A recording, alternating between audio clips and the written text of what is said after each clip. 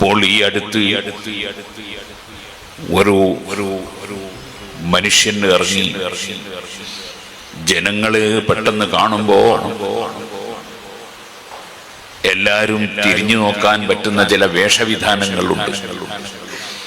ഉദാഹരണത്തിന് ചിലര് മുടി വളരെ കൂടുതൽ നീട്ടി പെണ്ണുങ്ങളെ പോലെ മുടി വെക്കുക. അതൊരു വലിയ ബഹുമാനാണ് എന്നാണ് ചിലരുടെയൊക്കെ ധാരണ. ഇപ്പൊ ചില ചെറുപ്പക്കാരൊക്കെ അങ്ങനെ മുടി വെച്ചതായി കാണുന്നുണ്ട്. അത് ഇസ്ലാമിൽ അനുവദനീയം അല്ല. ഖുറൈമുൽ ഉസൈദ് റളിയല്ലാഹു അൻഹുവിന്റെ മുടി നീണ്ടപ്പോ നബി സല്ലല്ലാഹു അലൈഹി വസല്ലം തങ്ങൾ അത് വെട്ടിച്ചു കളഞ്ഞിട്ടുണ്ട്. അങ്ങനെ മുടി കുറെ നീട്ടിയാൽ ആൾക്കാരൊക്കെ ഇങ്ങനെ നോക്കും, ഇയാളൊരു വലിയ ആളാണോ. വിവരമില്ലാത്തവന് ചിലപ്പോൾ തോന്നും, വിവരമുള്ളവന് മനസ്സിലാവും ഇയാൾക്ക് വിവരമില്ല എന്ന് മനസ്സിലാവും. ഇതുപോലെ കുറെ മോതിരം ധരിക്കുക, അത് വേറൊരു പരിപാടിയാണ്. പല പണ്ഡിതന്മാരും അങ്ങനെ കുറെ മോതിരം ധരിക്കൽ ഹറാമാണ് എന്നാണ് ഇമാമിങ്ങൾ പലരും. ഒരു മോതിരം മാത്രമാണ് സുന്നത്ത്, അതും ചെറുവിരലിന്. വേറെ വിരലിന് മോതിരം നിർദ്ദേശിക്കപ്പെട്ടിട്ടില്ല. അത് വലത്തോ ഇടത്തോ ആകാം, വലത്താണ് കൂടുതൽ നല്ലത്. അപ്പൊ ചില വേഷവിധാനങ്ങൾ കൊണ്ടുവന്ന് അതിലൂടെ ജനങ്ങളെ ഇങ്ങോട്ട് മനസ്സ് തിരിക്കണം, ജനങ്ങളെ പിടിക്കണം എന്ന് വിചാരിക്കുന്ന ആൾക്കാർ. അങ്ങനെയുള്ളൊരു ചങ്ങാതി പരിശുദ്ധ ഖുർആൻ മുഴുവനും ദുർവ്യാഖ്യാനം ചെയ്ത് ഖുർആനിനെ അട്ടിമറിക്കാൻ വേണ്ടി ഇറങ്ങിയ ഒരു കടുത്ത വ്യാജനുണ്ട്. ആ വ്യാജനായ മനുഷ്യൻ, അദ്ദേഹത്തിന്റെ പേര് ഇത്തരം ഒരു സദസ്സിൽ പറയാൻ പോലും ഞാൻ മടിക്കുകയാണ്. അത്രയും ദീനിന് ഉപദ്രവം ചെയ്തൊരു മനുഷ്യനാണ്. ആ മനുഷ്യൻ ഒരു അമുസ്ലിം സഹോദരിയെ ഒരു മുസ്ലിമായ പുരുഷന് നിക്കാഹ് ചെയ്തു കൊടുക്കുകയാണ് എന്ന് പറഞ്ഞിട്ട് ഒരു വിവാഹ പരിപാടി എന്ന നിലക്കൊരു പരിപാടി നടത്തിയിട്ട് അവിടെ നിന്ന് അവൻ പ്രഖ്യാപിക്കുകയാണ്, മറ്റു മതത്തിൽ നിന്ന് വിവാഹം കഴിക്കുന്നത് അതിന് യാതൊരു കുഴപ്പവും ഇല്ല, ഖുർആനും ഹദീസും അങ്ങനെ പഠിപ്പിച്ചിട്ടുണ്ട് എന്ന് പച്ചക്കള്ളം. ഖുർആനിന്റെ പേരിൽ മുശ്രിക്കീങ്ങളെ നിക്കാഹ് ചെയ്യരുത്, മുശ്രിക്കാത്തിനെ നിക്കാഹ് ചെയ്യരുത്, മുശ്രിക്കിന് വിവാഹം ചെയ്തു കൊടുക്കരുത് എന്നൊക്കെ കൃത്യമായി പരിശുദ്ധ ഖുർആൻ പഠിപ്പിച്ചിട്ട് അതിന് ഘടകവിരുദ്ധമായി ഖുർആനിന്റെ പേരിൽ പച്ചക്കള്ളം പറഞ്ഞ് ദീൻ നശിപ്പിക്കുന്ന ഒരു കടുത്ത വ്യാജം. അദ്ദേഹം ഖുർആനിന് അദ്ദേഹത്തിന്റെ വകയിൽ ചില പരിഭാഷ എന്ന പേരിലോ മറ്റോ ചില ഗ്രന്ഥങ്ങളും രചിക്കാൻ ശ്രമിച്ചിട്ടുണ്ട്. ഒരൊറ്റ മുതഅല്ലിമും മുസ്ലിമും അതൊന്നും വായിച്ച് പിഴച്ചു പോകരുത് എന്ന് പ്രത്യേകമായി ഉണർത്തുകയാണ്. അവനിൽ നിന്നോ മറ്റോ ആകാം. ഈ ചെറുപ്പക്കാരൻ മനസ്സിലാക്കിയിട്ടുണ്ട്, തെറ്റിദ്ധരിച്ചിട്ടുണ്ട്. ഇങ്ങനെ ഒരു അന്യമതത്തിലുള്ള പെണ്ണിനെ വിവാഹം കഴിക്കുന്നതിന് കുഴപ്പമില്ല എന്ന് ഖുർആനിലുണ്ട് എന്ന് തെറ്റിദ്ധരിച്ചിട്ടുണ്ട്. ഞാൻ ആ ചെറുപ്പക്കാരനെ ഇരുത്തി കുറേ സമയം ഉപദേശിച്ചു കൊടുത്തു. അള്ളാഹു അദ്ദേഹത്തിന് ഹിദായത്തിന്റെ വഴി കൊടുക്കുമാറാകട്ടെ. അതുപോലെ എല്ലാവർക്കും അള്ളാഹു ഹിദായത്തിന്റെ വഴി നൽകട്ടെ. ഞാൻ പറഞ്ഞു വന്നത്, ആ പരിശുദ്ധ ഖുർആൻ ശരിയായ വിധത്തിൽ ഗ്രഹിക്കണമെങ്കിൽ ഇമാമിങ്ങളുടെ കിതാബുകൾ ഗ്രഹിക്കാൻ കഴിയണം. ഇമാമിങ്ങളുടെ കിതാബുകൾ ഗ്രഹിക്കാൻ കഴിയണമെങ്കിൽ നന്നായി നഹ്വും സർഫും മആനിയും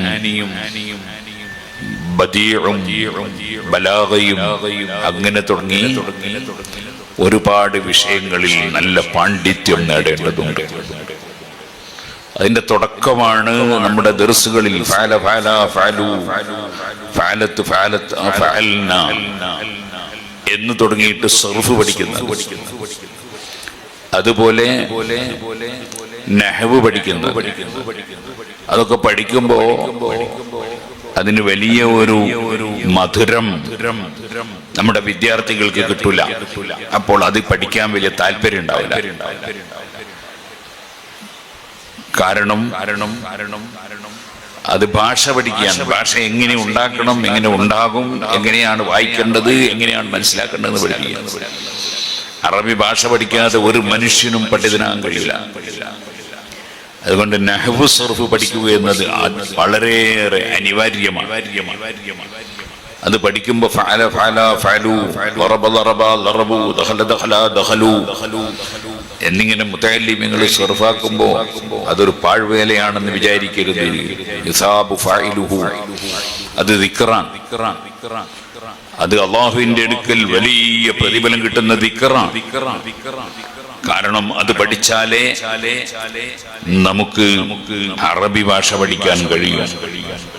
അറബി ഭാഷ കൃത്യമായി പഠിച്ചാലേ ഇമാമിങ്ങളുടെ കിതാബുകൾ മനസ്സിലാക്കാൻ കഴിയുള്ളൂ. ഇമാമിങ്ങളുടെ കിതാബുകൾ ശരിക്കും മനസ്സിലാക്കിയാൽ മാത്രമേ ഖുർആൻ എന്താണ് പറഞ്ഞത്, ഹദീസിൽ എന്താണ് പറഞ്ഞത് എന്ന് മനസ്സിലാക്കാൻ കഴിയുള്ളൂ. ആകയാൽ ഖുർആൻ അറിയണമെങ്കിൽ, ഹദീസുകൾ അറിയണമെങ്കിൽ, അല്ലാഹുവും റസൂലും സല്ലല്ലാഹു അലൈഹി വസല്ലം എന്ത് പഠിപ്പിച്ചു എന്നറിയണമെങ്കിൽ നഹ്വും സർഫും പഠിക്കണം. അതുകൊണ്ട് മുതഅല്ലിമീങ്ങൾ, ചെറിയ കുട്ടികൾ പ്രത്യേകിച്ചും നഹ്വും സർഫും പഠിക്കുന്നതിൽ അങ്ങേയറ്റം ജാഗ്രതയുള്ളവരാണ്. അതോടുകൂടി നമ്മൾ വലിയ വലിയ കിതാബുകൾ ഓതി പഠിക്കുന്നതിന് മുമ്പ് അത്യാവശ്യം കർമ്മശാസ്ത്രപരമായ വിഷയങ്ങൾ പഠിക്കാൻ ഉതകുന്ന അതിമഹത്തായ ഗ്രന്ഥമാണ് ഫത്ഹുൽ മുഈൻ. ഫത്ഹുൽ മുഈൻ കിതാബുൻ ശൈനുഹു അജബു ഹവാ മിനൽ ഫിഖ്ഹി മാ ലം യഹ്വിഹി കുതുബു എന്ന് അങ്ങ് പയ്യോളി ചെരിച്ചൽപ്പള്ളി മഖാമിൽ അന്ത്യവിശ്രമം കൊള്ളുന്ന മഹാൻ ചൊല്ലിയിട്ടുണ്ട്. അത് വലിയ അത്ഭുതകരമായ ഒരു കിതാബാണ് ഫത്ഹുൽ മുഈൻ. ആ ഫത്ഹുൽ മുഈൻ ഓതുന്ന സമയത്ത് വളരെ കൃത്യമായി ഓരോ വാചകങ്ങളും കൃത്യമായി മനസ്സിലാക്കി ഫത്ഹുൽ മുഈനിൽ പറഞ്ഞ മസ്അലകൾ നന്നായി പഠിക്കണം. ഇപ്പോഴത്തെ ഒരു ശൈലി എന്ന് പറയുന്നത് സ്കൂളുകളിലും ഭൗതിക കോളേജുകളിലും പഠിക്കുന്ന ശൈലിയിൽ ക്ലാസ് കേട്ട് പുസ്തകം അവിടെ കൊണ്ടുപോയി വെച്ച് പിറ്റേന്ന് രാവിലെ വീണ്ടും പുസ്തകവും എടുത്ത് പോകുന്ന ഒരു പരിപാടിയാണ്. അതിലിടക്ക് കിട്ടുന്ന സമയമൊക്കെ മൊബൈൽ ഫോണിലും മറ്റുമായി കളയുകയും ചെയ്യും. ഇങ്ങനെ പോയാൽ ഒരിക്കലും ആലിമാവില്ല. മറിച്ച് ഫത്ഹുൽ മുഈനൊക്കെ ഇരുന്ന് ആവർത്തിച്ച് ഓതി നോക്കണം.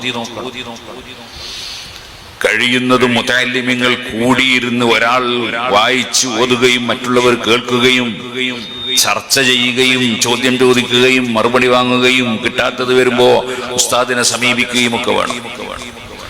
അങ്ങനെയാണ് പഴയ കാലത്തുള്ള ആലിമീങ്ങളെല്ലാം പഠിച്ചു വന്നിരുന്നത്.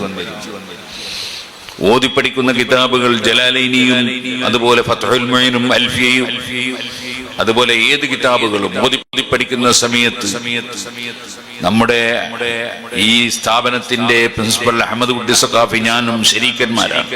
അല്ലാഹു അദ്ദേഹത്തിനും നമുക്കും നല്ല ആഫിയത്ത് നൽകുമാറാകട്ടെ. ഞങ്ങളിത് മർക്കസിൽ പഠിക്കുന്ന സമയത്ത് തുഹ്ഫ ബഹുമാനപ്പെട്ട മർഹൂം മിമ്മിച്ചാലി ഉസ്താദ് നവറല്ലാഹു മർഖദഹു മഹാനവറുകളെ ദർസിൽ വെച്ച് ഓതിയാൽ വൈകുന്നേരം രാത്രി ഞങ്ങൾ ഒന്നിച്ചിരുന്ന് ഓരോ ബേച്ചായി ഇരുന്ന് തുഹ്ഫ വായിച്ചു ഓതും. പരസ്പരം സംശയങ്ങൾ ചോദിക്കുകയും പറയുകയും ചെയ്യും. അങ്ങനെ ഓരോ കിതാബുകളും അങ്ങനെയാണ് പഴയ കാലത്ത് മുതഅല്ലിമീങ്ങൾ ഓതിപ്പടിച്ചിരുന്നത്. അവർക്കാണ് ഇന്നും ഒരാവശ്യത്തിനു വേണ്ടി കിതാബ് മറിച്ചു നോക്കിയാൽ മനസ്സിലാക്കാൻ കഴിയുന്നത്. നേരെ മറിച്ച് കിതാബ് ഓതി കിതാബ് അങ്ങനെ തന്നെ കൊണ്ടുപോയി ഒരു സ്ഥലത്ത് വെച്ച് പിറ്റേന്ന് പിന്നെയും ക്ലാസ്സിന് പോയി ഞാൻ ക്ലാസ് പങ്കെടുത്തു എന്ന് പറഞ്ഞതുകൊണ്ട് ഒരാൾക്കും ഒരു ആലിമാകാൻ കഴിയൂല. മറിച്ച് ആലിമാകാൻ കഴിയൂല എന്ന് മാത്രമല്ല, അവനെ കൊണ്ട് പലപ്പോഴും അപകടമാണ്. സാധാരണക്കാരെ കൊണ്ട് അപകടം ഉണ്ടാവില്ല.